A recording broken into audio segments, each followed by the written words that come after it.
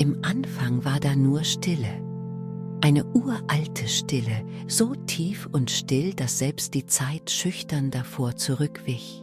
Und in dieser Stille befand sich eine Seele, die weder wusste, wer sie war, noch warum sie hier war. Sie war einfach nur, bewusst und ohne Körper. Doch plötzlich durchbrach eine Stimme die beruhigende Leere. Nicht die eigene, nein, etwas anderes. Willkommen zurück oder auch Hallo zum ersten Mal. Schwierige Sache das mit der Zeit, oder? Jedenfalls ist es wieder soweit. Die Seele schwirrte verwirrt herum. Wenn sie denn schwirren hätte können. Wieder soweit? Fragte sie unsicher. Wer bist du überhaupt und wo bin ich?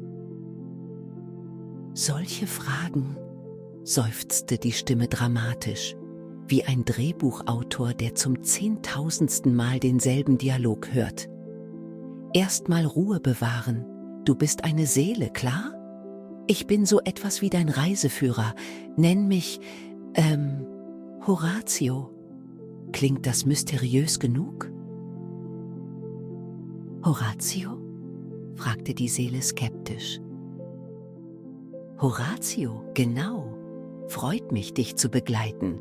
Genau genommen bin ich auch sowas wie ein ehrenamtlicher Babysitter für, sagen wir, neu inkarnierende Seelen. Also mach dich bereit, wir fangen wieder an. Bevor die Seele protestieren konnte, war sie schon eingetaucht in ein schillerndes Panorama von Farben, Klängen und Erinnerungen, die keine ihren waren. Sie konnte nur zusehen, während sich alles drehte und sie durch einen Tunnel geschleudert wurde, wie bei einer Achterbahnfahrt. Als die Seele endlich aus ihrem Sturz herauskam, fand sie sich in einem pelzigen, atmenden Körper wieder. Sie spürte die Stärke der Muskeln, den Wind, der durch dichtes Fell strich, und die unbändige Lust zu, ja was eigentlich? Oh, natürlich, jagen. Wo bin ich? Versuchte sie zu fragen, aber alles, was herauskam, war ein Heulen. Willkommen in einem Wolfskörper. Gratuliere, dass du auf der Nahrungskette mal ziemlich weit oben gelandet bist. Tolle Zähne, oder? Horatios Stimme war noch immer da. Ich dachte, ich wäre eine menschliche Seele, protestierte die Seele, während sie sich unabsichtlich in den Schatten eines Baums duckte. Ach bitte, schnaufte Horatio. Glaubst du, Seelen machen ständig Urlaub in nur einer Art von Körper? Wenn ich jedes Mal nur in Menschenkörpern stecken müsste, würde ich kündigen. Jetzt renn lieber los, das Reh dort vorne sieht verdächtig lecker aus. Genieß es ruhig, kommentierte Horatio. Shinto glaubt, dass jede Seele ein Teil der göttlichen Welt ist. Tiere, Menschen, Pflanzen, ist doch egal. Deine Seele wächst durch alles, was du erlebst, egal in welcher Form. Die Seele saß noch immer mitten in den blutigen Federn eines Huhns und dachte, das muss ich mir merken. Doch bevor sie eine Antwort bekam, wurde sie wieder emporgerissen. Ein gleißendes Licht zog sie heraus. Das nächste, was sie fühlte, waren schwere Hände, die grob einladende Erde schaufelten. Ein Mensch, dachte die Seele erleichtert. Aber irgendetwas stimmte nicht. Sie war alt, fast schon gebrochen. Ihre Hände waren rau und stark, ihr Rücken schmerzend. Doch ein friedliches Lächeln lag auf ihren Lippen. Willkommen in Indien, circa 17. Jahrhundert, erklärte Horatio vergnügt. Dieses Mal lernst du, wie Karma wirklich funktioniert. Der Mann, in dem du steckst, ist sesshaft, sehr tugendhaft und lebt nach den Prinzipien des Dharma, dem Weg der Tugend. Perfekt für dich, oder? Aber warum fühle ich mich so müde? Fragte die Seele. Wo ist die Energie?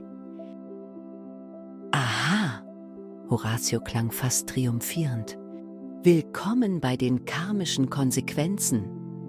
Erinnerst du dich, wie du vor 3 Leben als habgieriger Kriegsherr Rumänien unsicher gemacht hast?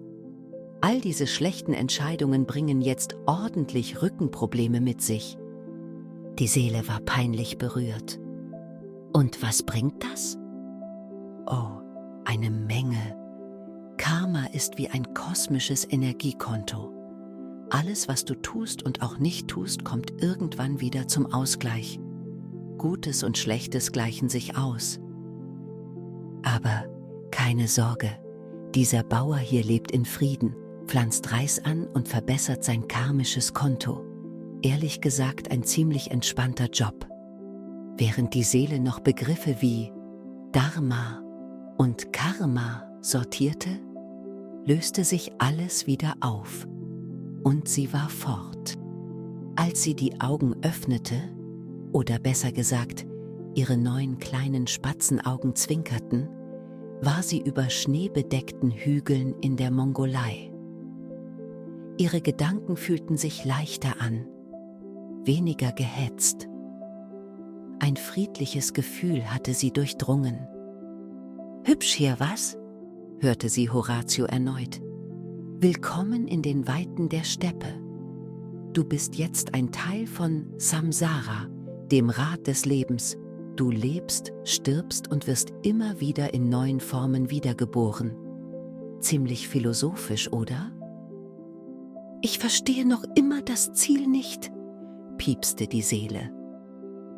»Das Ziel?« Horatio klang leicht beleidigt. »Sorry, aber das Ziel ist Erleuchtung. Ja, richtig gehört. Du wanderst durch alle möglichen Existenzen, bis du verstehst, dass…« Er machte eine bedeutungsvolle Pause. Nichts wirklich zählt und doch ist alles von Bedeutung. »Nichts?« Der kleine Spatz flatterte dramatisch. »Ja, genau. Anstatt sich ständig an Erfahrungen zu klammern, solltest du die Vergänglichkeit akzeptieren und lernen loszulassen. Spricht dich das nicht an?« Die Seele wollte gerade antworten, als ein Stein aus dem Nichts flog. Bevor sie reagieren oder loslassen konnte, traf er sie direkt am Flügel. Und da war es wieder. Dieses helle Licht. Das Erwachen war ein Schock. Keine Natur, keine Philosophie, nur der dumpfe Klang eines Alarms und der stechende Geruch billig hergestellten Kaffees. »Was zur Hölle?« fragte sie entgeistert, als sie auf ihre Neonnägel starrte und sah, dass sie nun in einer piepsigen, grellen Wohnung saß. »Oho«, sagte Horatio beeindruckt. »Schau mal, du bist ja richtig im Mittelpunkt. Willkommen im 23. Jahrhundert. Deine neue Inkarnation bringt dir Likes, Hologramm-Selfies und immerhin 15 Millionen Follower. Warum nur? Wie soll mich das spirituell wachsen lassen?« Die Seele klang gereizt, während ihre Finger unwillkürlich Nachrichten auf einem durchsichtigen Gerät tippte. »Vielleicht solltest du Mitgefühl kultivieren, während du lernst, welche Lehre sich in all diesem Glanz versteckt«, erwiderte Horatio philosophisch. Die Seele stöhnte, bevor sie bemerkte, wie sehr sie sich nach diesem Missverständnis ins Zentrum der Aufmerksamkeit warf. Nach zahllosen weiteren Abenteuern, als Künstler in Italien, als Fuchs in Sibirien, als Revolutionär in Afrika, begannen die Lektionen zusammenzupassen. Kleine Mosaiksteine von Weisheit, Mut, Demut und Loslassen formten langsam eine größere Erkenntnis. Die Seele war keine einzelne Entität. Sie war Bestandteil von allem, von jedem Tier, jedem Menschen und jedem Moment, in verschiedenen Formen zu allen Zeiten. Und Horatio? Er zwinkerte, bevor er sich verabschiedete. »Nun ja, nächste Runde, bald wieder. Namaste.«